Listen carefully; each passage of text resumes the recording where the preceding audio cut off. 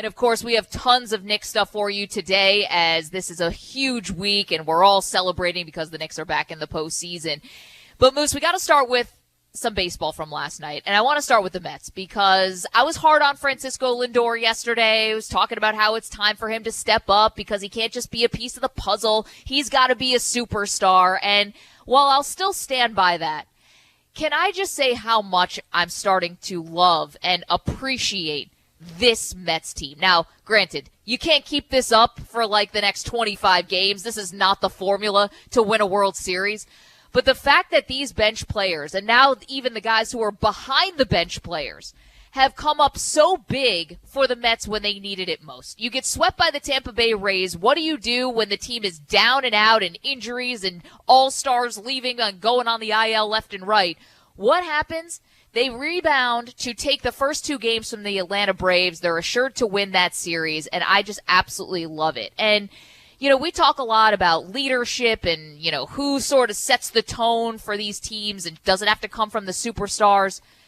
Man, it's coming from guys like Kevin Pillar. And we know that Pillar is such an asset to this team as a depth piece, but being thrown into so much more. This is a guy who deserves our undying admiration, right? He gets hit with a 95-mile-per-hour fastball on Monday. The dude has a broken face. Like, anyone who says they can look at Kevin Pillar for more than 20 seconds and not feel totally queasy is lying.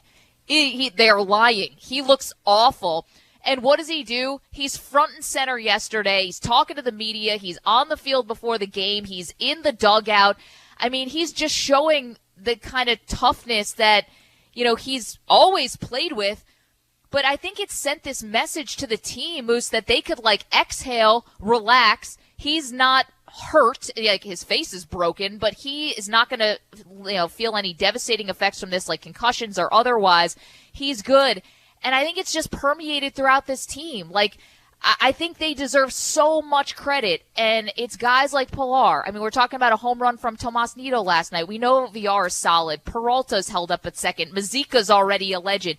You got guys like Khalil Lee and Fargas getting an opportunity. Like, these are the moments of adversity, I think, that can bring a team together. And why I keep going back to Pillar is when he says things like this, and we have this clipped over, we can play it. When he says things like this, that I think everyone in the entire clubhouse can sort of get behind. My face will heal, but my heart's broken right now because this team's hurting right now. And, you know, I came here and didn't really know what my role was going to be. And I was gifted, an opportunity to go out there and play every day. And I don't take that lightly, and it hurts.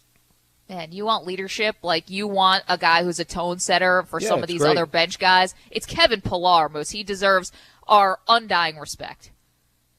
Yeah, I mean, it was tremendous statement. I mean, tough to look at his face, as you mentioned. I want to give Rojas credit for putting Nido back in the lineup after going 3 for 4 the night before.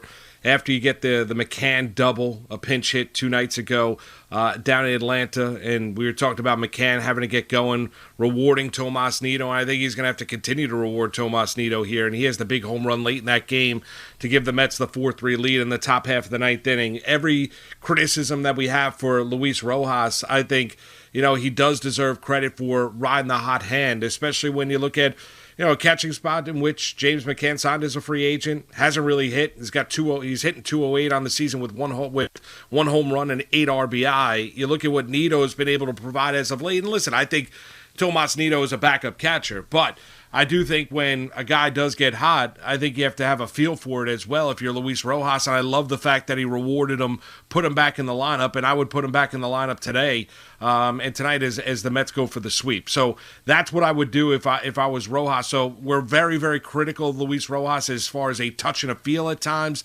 I think he deserves a ton of credit. I think the bullpen deserves a ton of credit for the job that they did last night, whether it be Castro, Tommy Hunter, great scene there, Gazelman, May, Aaron Loop, Familia, Diaz closing games out. And I know, you have got the broken bat single by Ozuna that scores the game-tying run, and he got sawed off right at the hand. So That's an unlucky break, but still, Diaz to cement home that victory after the Nido home run that gives them the 1-run lead in the top half half of the ninth inning, and Edwin Diaz was absolutely brilliant with the 2 strikeouts, and his stuff was electric last night down in Atlanta. So the bullpen, which has been one of the best bullpens since April the 23rd, 24th, they deserve credit. Yes, and it is an inspirational story. I think when you look at Pilar, I think for him to say what he said, last night down in Atlanta, visiting the facial specialist, having multiple fractures in his nose and facial fractures, for him to say what he said, to him bringing out the lineup card, all of that, I think it was good, and I agree with you. I think it probably allowed this team to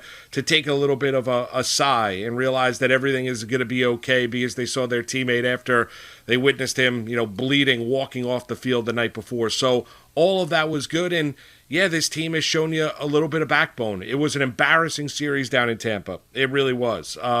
They got beaten every which singular possible way you could over the course of a 3-game series. So after all the positivity at home, wearing the short shorts, heading down to Florida, they got embarrassed by Tampa. To show the resolve that they have to bounce back with 2 very, very good wins down in Atlanta, 2 divisional wins, and do it in the style and fashion in which they've done it, I think it tells you a lot about this group. Now, as you mentioned, Maggie, you're going to need your big-time players to get back into the lineup, into the starting rotation. You can't continue to do this and survive and play winning baseball, but for right now, it's a hell of a story. It's fun to watch. It's kind of like that good adversity, that teams have to go through, and you kind of find out maybe who can you rely on and who, can step up in clutch moments and who really doesn't allow the moment to become too big for them. And you mentioned about Tommy Hunter.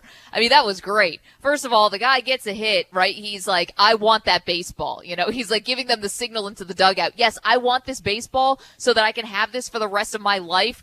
And this is a huge moment for me. And then, of course, the home run comes after it from VR, and he's able to trot around the bases just like peacocking like crazy. And he gets that really good moment. And again, I think these are things that, while the team is facing this kind of adversity with the injuries, sort of lightens everyone up, just sort of makes it so you don't feel like you're focusing so much on the guys who aren't there, and instead you can focus in on the guys who are there. And, it's like those kind of things where it's unexpected maybe wins. It's kind of unexpected with who's going to be coming through for you and who's going to help you hold the fort.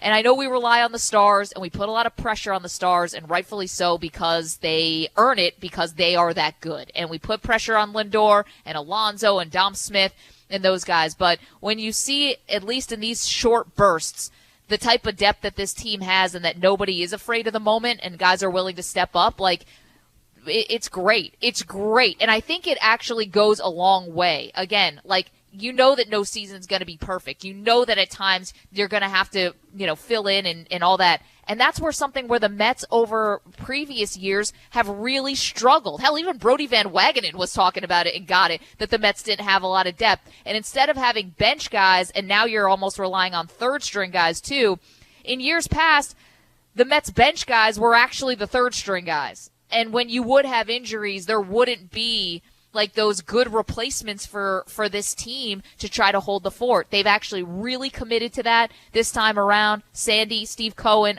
giving out these contracts that are bringing in professional baseball players as bench players, and it just is so huge. You also got some, I guess, positive news, Moose.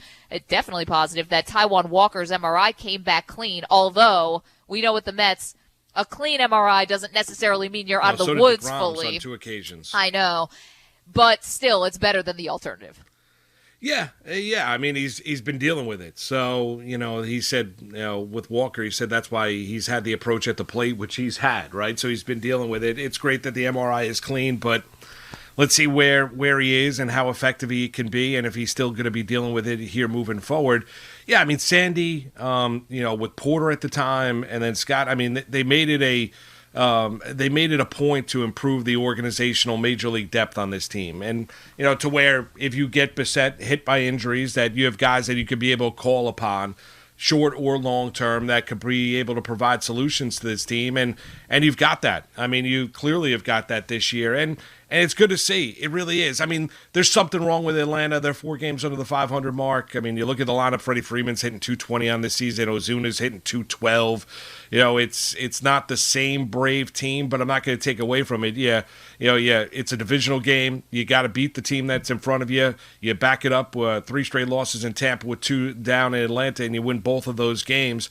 And you like, yes, the heart to this team, I guess the grit to this team, finding ways to win ugly when they do get healthy. You think this lineup, and I believe this lineup will look a lot differently. It's great to see Lindor come through with a couple hits last night.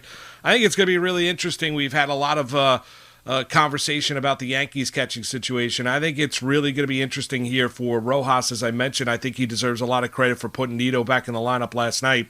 And Rojas, after the game, talking glowingly about the impact that Nido has had, along with McCann, but as well. But what Nido's been like as a teammate, in that room, advice for pitchers, everything like that. And I do think Rojas has to continue to reward Nido here moving forward. Not that this is going to be a split situation at the catching spot, Maggie, but I think he's earned it. I mean, I do. I don't think after going 3 for 4, having the go-ahead home run last night in the top half of the 9th inning, I think tonight when you have Peterson on the mound, I think it should be Tomas Nido behind home plate for the Mets. I think he's earned it, and I think it's going to be interesting once he cools off, and inevitably Tomas Nido will cool off. But this team's looking for answers offensively, and Tomas Nido has provided a little bit of that, and I think Rojas needs to continue to reward him with it. Interesting tonight, you got David Peterson is going to be going against Charlie Morton, and Morton has kind of been a little bit off this year too, and so perhaps a sweep on the horizon here for the Mets.